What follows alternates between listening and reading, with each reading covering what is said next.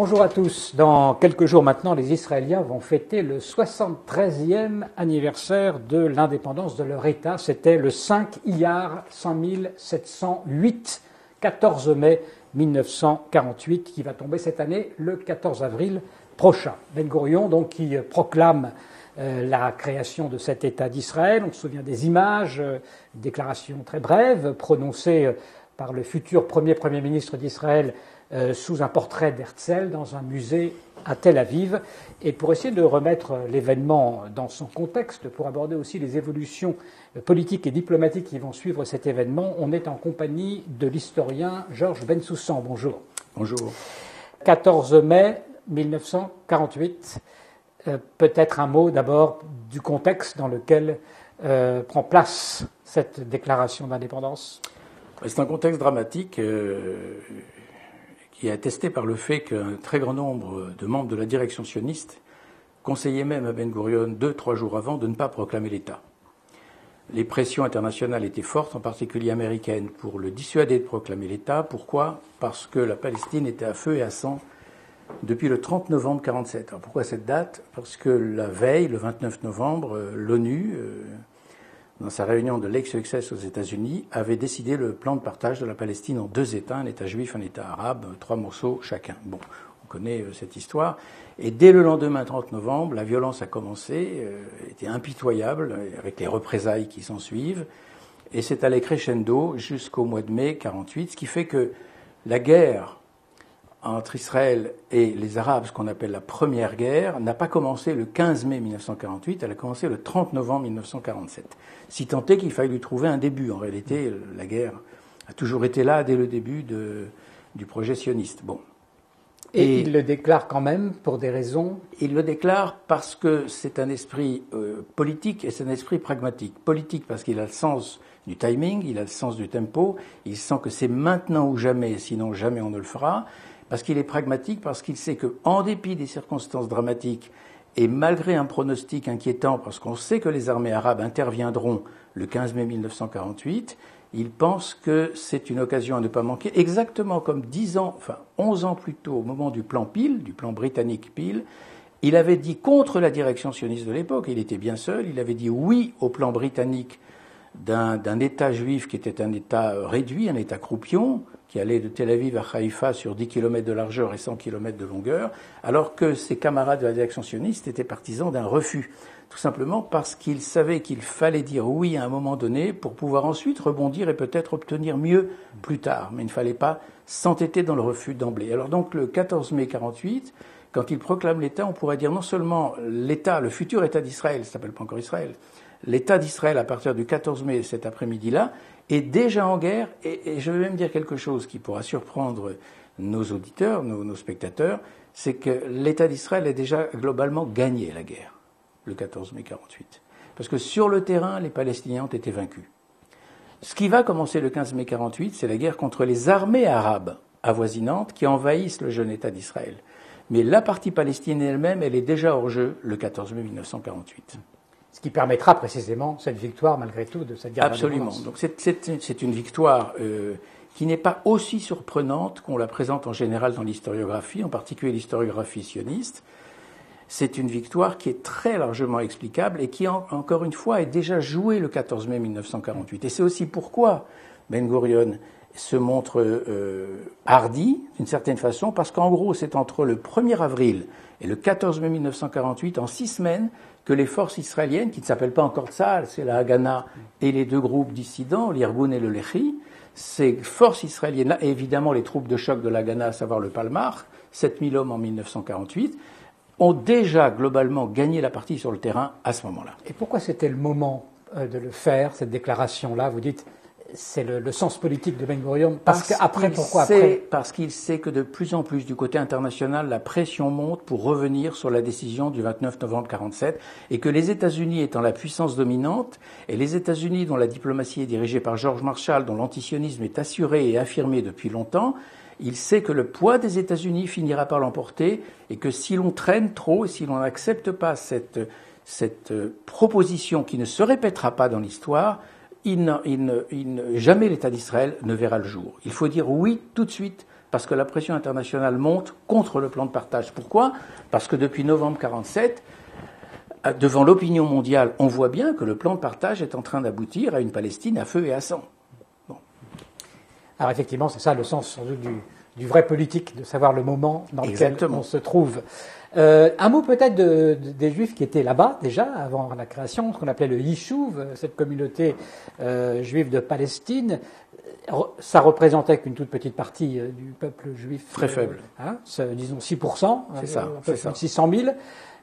Donc tout d'un coup, ces 600 000 juifs qui étaient dans le statut donc d'être retournés sur leur terre se retrouvent citoyens israéliens. Ça va changer quelque chose de fond pour eux, de tout à fait. Fondamentalement, ils étaient sujets palestiniens, dépendants de l'Empire britannique. Ils avaient un passeport comme tel, tout comme les Arabes d'ailleurs de Palestine, et ils deviennent citoyens d'un nouvel État, l'État d'Israël. Alors ça va changer, c'est une révolution mentale, évidemment, comme le fait que toutes les institutions du Yishuv deviennent les institutions de l'État d'Israël et que les forces militaires elles-mêmes, à la fin du mois de mai 1948, deviennent unifiées l'armée israélienne Tsahal, l'armée de défense d'Israël, c'est l'acronyme hébraïque de Tsahal, bien sûr.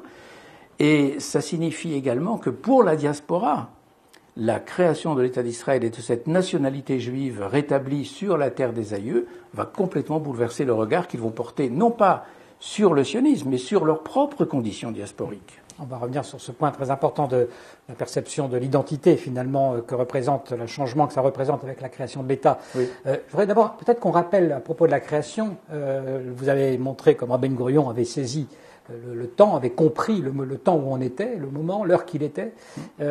En revanche, il faut bien voir que dans le monde orthodoxe, on le sait, mais c'est quand même, il faut quand même le noter parce que ça paraît toujours assez extraordinaire. Dans le monde orthodoxe, il y a vraiment une opposition à la création de cet État. Absolument. Alors, l'opposition à la création de cet État dans le monde orthodoxe, qu'il soit de tendance chassidique ou de tendance mitnagdim, ça ne change rien à l'opposition au sionisme. Elle est radicale et elle est immédiate. C'est-à-dire que bien avant même la naissance du premier congrès sioniste, bien avant même l'apparition d'Herzl, dès l'époque du Chibat Zion, des amants de Sion des années 1880-1890, dès l'époque de Pinsker, déjà, il y a une opposition farouche de l'orthodoxie juive, essentiellement en Europe orientale, bien évidemment, au projet sioniste. Et cette opposition ne se démentira jamais jusqu'en 1945. Sauf qu'en 1945, l'orthodoxie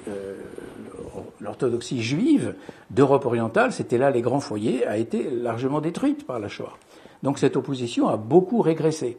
En revanche, du côté du judaïsme américain, du judaïsme ashkénaze américain, qui représente environ 5 millions de juifs dans le monde, c'est-à-dire désormais pratiquement 40%, 35 à 40% des juifs du monde, puisque la Shoah a amputé le peuple juif de 6 millions d'individus, on est à environ 11 millions, donc avec les 5 millions de juifs américains, on est à peu près à la moitié.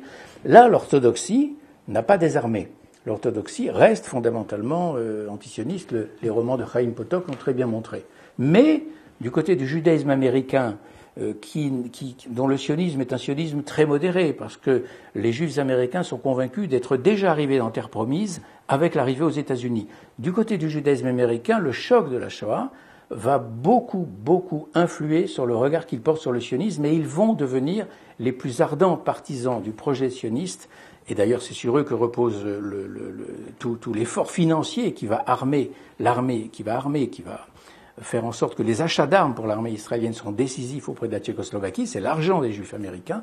Là, il y a réellement un changement de regard. Mais du côté du monde orthodoxe, non, vous avez raison, il n'y a pas de changement de regard. Sauf que démographiquement, il est très largement affaibli. Alors l'histoire d'Israël, on le sait, c'est rythmé par des conflits. J'aimerais aussi qu'on parle finalement de la conséquence de cette réalisation d'indépendance, de ce renforcement d'indépendance pour la diaspora. La centralité du fait juif mondial s'est déplacée donc maintenant en Israël. Il y aura bientôt une majorité de la population juive mondiale qui va vivre en Israël. Quelles conséquences pour les communautés juives de diaspora, selon vous ? Mais il y a trois choses à dire. D'abord, vous avez très bien fait de rappeler que les Israéliens, les nouveaux Israéliens en 1948, ne sont que 6% du judaïsme mondial, dont l'effectif se monte à peu près à 11 millions d'individus après la Shoah. Bon, 6%, pas plus.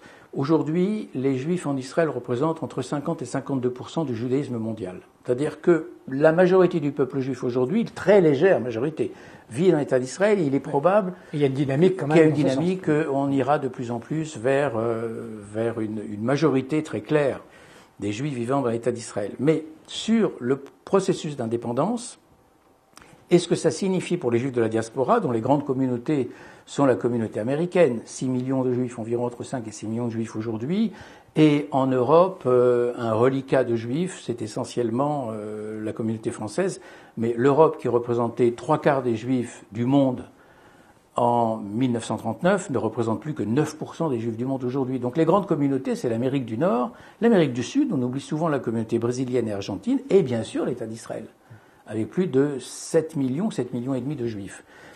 Je disais qu'il y a 3 choses à préciser. Atzmaout, l'indépendance, qu'est-ce que ça signifiait? Ça signifiait, dans le processus sioniste, la reconquête de son destin.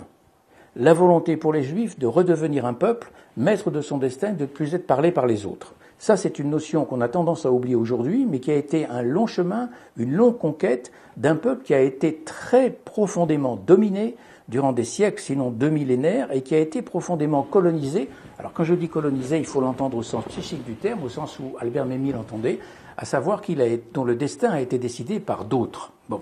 Deuxièmement, on oublie que le projet sioniste s'est très largement appuyé sur ce qu'on appelait le vieux Yishuv. On se représente souvent de façon caricaturale le sionisme comme des immigrants qui arrivent essentiellement de Russie, de Roumanie ou d'ailleurs, et qui fondent ici un nouvel État-nation. Non, il y a déjà une communauté juive en terre d'Israël qu'on appelle la Palestine dans l'administration ottomane, enfin encore que c'est plutôt la Syrie du Sud qu'on l'appelle et pas tellement la Palestine. Et il y a au sein de ce vieux Yishuv une communauté séfarade qui va participer au projet sioniste. Ne serait-ce qu'en matière de langue hébraïque, on pense souvent à Ben Yehuda, mais on oublie que Ben Yehuda n'aurait rien fait s'il n'avait pas été entouré d'un certain nombre d'amis du vieux Yishuv, nés en Palestine eux-mêmes, au XIXe siècle. C'est David Yelin, c'est Nissim Béar, c'est avec eux qu'il rénove la langue hébraïque et qu'il va faire de cette langue hébraïque, une langue d'enseignement, une langue maternelle. Donc, qu'est-ce que je veux dire par là? Je veux dire par là que dans le mot indépendance, il y a du côté de cette vieille communauté juive qui vit en terre d'islam, un processus d'indépendance par rapport à la dhimitude, au statut de dhimmi. Et ça, c'est quelque chose qui est totalement oublié aujourd'hui. Mais il y a l'indépendance d'une communauté qui est opprimée par la loi musulmane, car le statut de dhimmi est un statut d'oppression, qu'on le veuille ou non, on peut toujours se cacher derrière les mots en pensant que c'est un statut de protection, parce que ça veut dire ça, la traduction en arabe, statut de protéger. En réalité, c'est bien un statut de domination. Eh bien, pour cette communauté qui vit en terre d'islam depuis des siècles et des siècles, et qui est dominée par l'islam, c'est une libération. Et on a tendance à l'oublier. Et enfin, j'en arrive au 3e aspect de votre question. Pour les communautés de la diaspora, on ne l'a pas vu immédiatement, mais on le verra au fil des décennies, c'est une révolution mentale. Parce que une grande partie des Juifs du monde avant 1939 n'étaient pas sionistes. Et une tout aussi grande partie du monde juif diasporique d'avant 1939, même favorable au sionisme, n'était pas décidé à franchir le pas de l'Aliyah. Donc on ne peut pas se faire d'illusions, le projet sioniste n'a pas attiré les masses, les foules, c'est pas vrai du tout, sur le fond. Bon. Il a fallu le choc de la Shoah aussi pour provoquer une sorte d'électrochoc qui a consisté à cristalliser autour du projet sioniste un certain nombre de gens qui n'y croyaient pas beaucoup avant. Bon, ça c'est une chose. Mais ce qui va changer à partir de 1945-1948, c'est que les Juifs de la diaspora, qu'ils soient favorables ou pas favorables au sionisme, peu importe, car il y a encore un certain nombre de Juifs de la diaspora, pas forcément dans les milieux orthodoxes, qui restent absolument pas disposés à soutenir le projet d'un État juif, qui pensent qu'au contraire c'est une régression et la fin d'un certain judaïsme éclairé des Lumières que de se replier sur un nationalisme. Bon, ça a été c'était déjà la position de Stefan Zweig bien avant la guerre, bien sûr, mais elle continue à être vivace après la Seconde Guerre mondiale. Ces Juifs-là, même opposés au projet sioniste, vont être obligés de se déterminer par rapport à l'État d'Israël, qu'ils soient favorables ou défavorables. Ça, c'est le premier élément. Et le deuxième élément, c'est que ces communautés juives diasporiques, elles vont à un moment donné évoluer dans la conception qu'elles ont d'elles-mêmes, dans leur identité, elles sont obligées de se déterminer par rapport à l'État d'Israël et se poser la question, quel sens a notre présence en tant que juifs dans un État de la diaspora aujourd'hui, que ce soit la Russie, la France, un État arabo-musulman ou les États-Unis ou le Canada? Quel genre de réponse on peut apporter à cette question?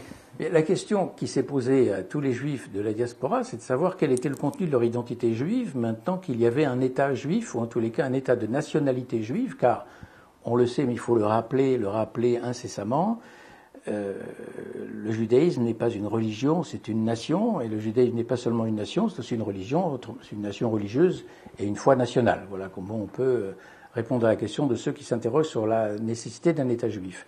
La question qui s'est posée aux juifs de la diaspora, c'est en quoi sommes-nous juifs?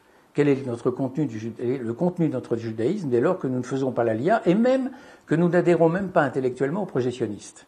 Mais on pourra remarquer deux choses. Ce qui a été frappant, et ça c'est un effet, disons, collatéral du sionisme qui n'était absolument pas prévisible, c'est que le sionisme a permis de renforcer l'identité juive diasporique, et non pas de l'affaiblir, au sens où, par l'existence de l'État d'Israël, l'identité juive s'est renforcée d'un contenu national, s'est renforcée sur le plan de l'autonomie et de la fierté, d'une certaine fierté retrouvée pour un certain nombre de juifs, et cette autonomie nationale, cette fierté retrouvée, leur a permis de redevenir juifs sans franchir le pas de l'Aliyah. Ouais. Alors là, vous parlez des individus, oui. Mais c'est pas vrai tellement pour la communauté ou les instances communautaires. Vous avez raison. Qui forcément, par la force des choses, j'allais dire par définition, pour les instances restent attachés à la nation dans laquelle ils sont. Voilà. Alors, pour ces instances communautaires, il y a eu essentiellement deux réponses. La réponse religieuse, qui permettait finalement de demeurer juif en diaspora, et pour d'autres, ça a été la réponse historique. La réponse historique au sens où ils ont vu dans l'histoire récente du peuple juif, c'est-à-dire la tragédie de la Shoah, une sorte de ressourcement identitaire et où leur identité s'est de plus en plus rétrécie souvent sur le malheur juif. Donc, on peut dire qu'après 1945, l'identité juive, elle a reposé sur trois piliers. Le pilier israélien, le pilier de la Torah et le pilier de l'histoire, mais une histoire ramenée au drame, à la tragédie, pas une histoire juive générale, depuis Moïse jusqu'à Ben Gurion. Non, une histoire ramenée aux heures les plus sombres, aux heures des persécutions. Et alors, l'évolution de toutes ces communautés-là fait que cette identité réduite à une histoire dramatique, elle ne pouvait aller qu'en s'étiolant. Elle ne pouvait aller qu'en disparaissant progressivement. C'est une identité qui était ramenée à des souvenirs de famille, à des souvenirs culinaires, à de vagues traditions, et progressivement en abandonnant et le pôle religieux et le pôle national, c'est une identité qui est condamnée à disparaître. En revanche, il reste l'autre pôle, le pôle religieux, qui, lui, se pose toujours la question, devons-nous rester en diaspora et quel est le sens de notre identité en diaspora? On va revenir en Israël pour le 73e anniversaire de l'indépendance dont nous parlons aujourd'hui avec vous, Georges Bensoussan. Il va se dérouler encore très certainement en pleine crise politique. On a eu une 4e élection en 2 ans, il y a quelques jours, sans toujours trouver de majorité ou de coalition possible. C'est vraiment un blocage, donc là, manifeste. On demande à chaque fois à l'électorat de dire évitons les 5e élections. L'élection suivante, tous les politiques s'engagent à tout faire pour éviter une nouvelle élection, et puis on revient, et le résultat est toujours le même. Pas possible de trouver une coalition, le pays divisé vraiment en deux, etc. Qu'est-ce que ça signifie, selon vous, finalement, ce blocage politique? Est-ce qu'il a un sens, je dirais, pour l'histoire, pour le moment dans lequel Israël se trouve, la mutation dans laquelle Israël se trouve? Alors, il y a quelque chose qui est frappant, c'est qu'il y a un blocage politique qui dure depuis des années, avec 4 élections en 2 ans, et qui n'empêche pas la vitalité de la société israélienne, comme on l'a vu avec la campagne de vaccination. Une campagne menée tambour battant, d'une efficacité remarquable, d'un pragmatisme exceptionnel. Bon, c'est très largement dû à l'expérience militaire de l'État, une logistique impeccable, je veux dire, qui force l'admiration. Sans faire dans l'admiration béate de l'État d'Israël, indéniablement, pour ceux qui ont été témoins, et j'en ai été témoin de cette campagne de vaccination, je dois dire que c'est exceptionnel. Exceptionnel de calme, de simplicité, d'efficacité.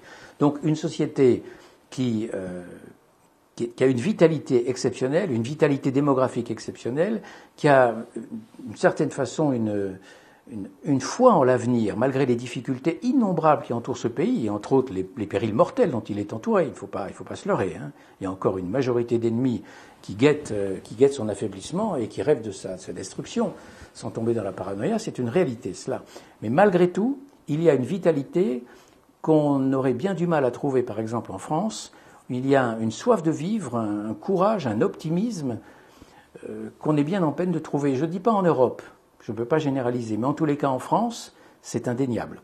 Et ça, c'est aussi lié au fait que d'abord que c'est un pays très jeune, extrêmement jeune, voir le nombre d'enfants, alors combien les crèches sont pleines, archi pleines, combien les aires de jeu pour les enfants dans les villes sont emplies d'enfants. Et c'est pas seulement lié aux villes de développement ou à Jérusalem, même dans une ville qu'on appelle la ville bobo, comme Tel Aviv, vous avez cette particularité d'avoir des bobos type rue des Archives en France, mais avec des petits-enfants dans les landaux.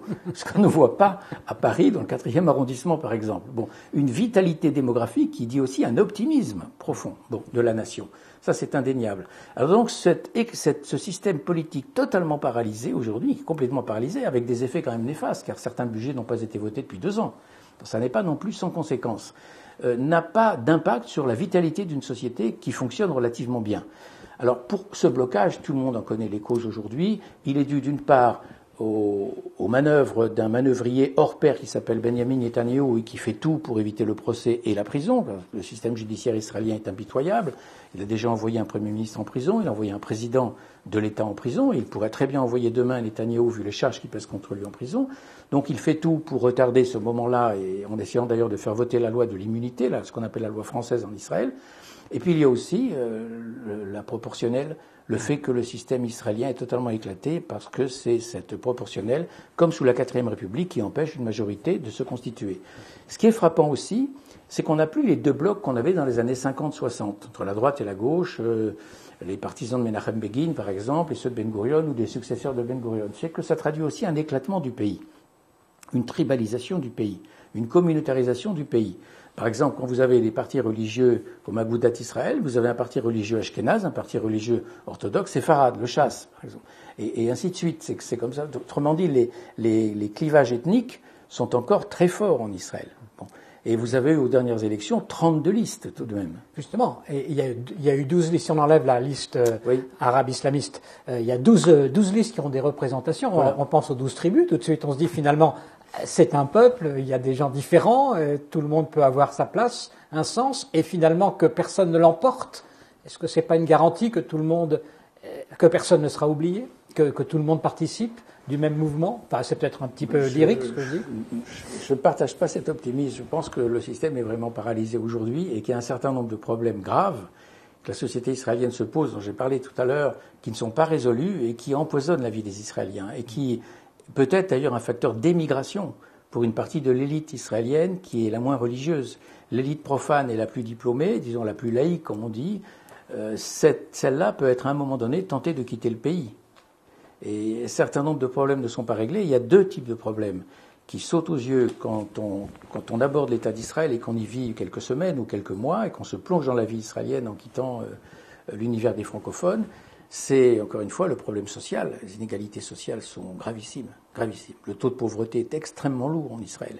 Et pour une nation qui reste une nation en guerre et qui a besoin d'avoir une nation homogène, un véritable ciment national et une société en cohésion profonde, c'est quelque chose d'invivable. On sait que les nations en guerre sont toujours des nations qui ont resserré les écarts sociaux et qui ont fait en sorte d'avoir une politique sociale beaucoup plus hardie qu'elle ne l'avait. Vous voyez la France de 14-18, vous voyez la France en révolution en 1792, par exemple. On peut prendre que ces 2 exemples-là. Et c'est pas la tradition juive qui va dire le contraire en plus. Exactement. Et en Israël, c'est l'inverse. Alors heureusement, on a une société civile qui est très forte, qui par des tas d'associations non gouvernementales viennent en aide à un grand nombre de gens. Le fait est que malgré l'immensité des problèmes sociaux et le fait qu'un tiers des Israéliens vivent sous le seuil de pauvreté, et vous avez des gens qui ne mangent pas à leur faim en Israël. Vous n'avez pas de SDF, vous n'avez pas de mendiants dans les rues, ou si peu, je veux dire, c'est rarissime. Bon, ça c'est un premier point. Le deuxième point, c'est le problème religieux.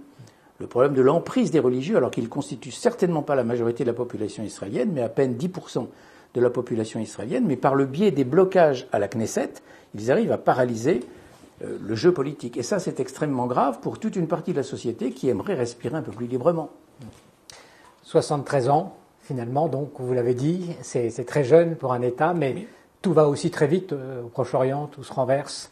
On a vu cette dernière donnée diplomatique avec les accords avec les Arabes, notamment les pays arabes, qui va peut-être se poursuivre, avec même si Trump est parti. La position d'Israël sur la scène internationale, le fait qu'elle existe en tant que nation, qu'elle a une parole, qu'elle aide les pays dans le monde entier, en Asie, en Afrique, en Europe, le fait que le président Premier ministre tchèque va venir en Israël pour essayer de collaborer pour les vaccins. Bon, on est quand même loin on n'est pas loin, on n'aurait pas pensé ça, disons, en 1948, quand l'État s'est créé, que Israël allait devenir cette force d'influence dans le monde qui. C'est vrai. C'est vrai, Israël est aujourd'hui une nation beaucoup plus forte, incontestablement, dans tous les domaines. Une nation qui s'est énormément ouverte sur l'extérieur, une nation qui a conclu des traités de paix avec différents États arabes, et pas seulement l'Égypte, la Jordanie, vous l'avez rappelé, les accords d'Abraham, etc. Mais reste que sur le fond, se pose la question de savoir quelle est la réelle acceptation du fait national israélien dans le monde arabe, et plus largement dans le monde musulman. Et deuxièmement, tout cela, toutes ces avancées diplomatiques sur lesquelles il ne faut pas faire la fine bouche, n'empêchent pas que la menace qui plane aujourd'hui sur l'État d'Israël par le biais d'un islamisme qui gagne du terrain, elle est réelle. Et c'est une menace mortelle. C'est-à-dire la menace iranienne n'est pas à prendre à la légère. C'est-à-dire qu'il faut toujours se souvenir d'une chose, c'est que l'impensable a été impensé et que l'inconcevable a été pendant longtemps inconçu jusqu'au moment où il arrive. Autrement dit, on ne peut pas non plus se bercer d'illusions et penser que la réalité exceptionnelle de l'État d'Israël aujourd'hui le protège des dangers gravissimes qui se précisent à l'horizon. Et ces dangers sont là, et disons, l'état-major israélien, la classe politique israélienne, celle qui est au plus haut niveau des secrets de la défense, le sait parfaitement. L'État d'Israël reste malgré tout fragile, et je ne dirais pas que c'est un colosse au pied d'argile, mais pas loin. Merci beaucoup, Georges Bensoussan, d'avoir accepté de répondre aux questions d'Acadème. Je signale que vous travaillez actuellement sur un livre qui porte sur la genèse du conflit israélo-arabe, donc jusqu'en 1948. C'est un livre qui paraîtra au début de l'an prochain, donc début 2022. Et merci à tous pour votre attention. Et puis je vous souhaite une bonne fête de l'indépendance le 14 avril.